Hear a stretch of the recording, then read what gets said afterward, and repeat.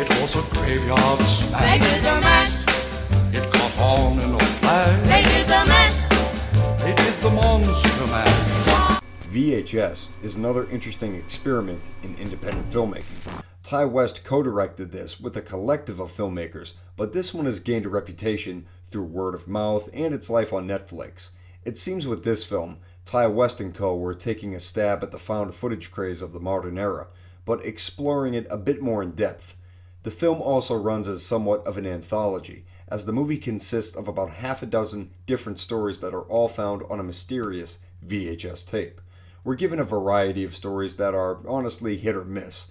The stories range from the psycho kids next door to urban legends and even demonic or unknown creatures. What's cool about that is that within the found footage subgenre, this film steps into other subgenres as well. Anthology films are a good novelty in the horror world.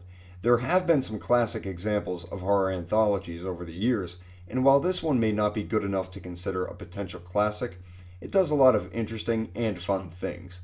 There's a lot of themes below the surface of the stories this movie tells, and some of them are interesting and provoke a little bit of thought. Each story looks to incorporate some kind of twist or surprise within the story. Again, these are pretty hit or miss, but when they hit, they're interesting and pulled off with a chilling and mostly graphic look. Yeah, don't worry, because this movie does not hold back on the blood. You see a lot of it, and you see a lot of disturbing images in this movie. However, nothing too intense. The acting is generally pretty subpar throughout, though, and that goes with the territory of low-budget independent films. Non-experienced actors. But with them not being familiar or famous faces, it helps us in keeping the feeling like they're part of the movie with us, and enjoying these characters, hopefully. The unfortunate thing about that, though, is that too many of the characters are similar throughout the several stories. They're kind of interchangeable and the same as one another as any other character from the film. I will say, I do like the VHS aspect about this.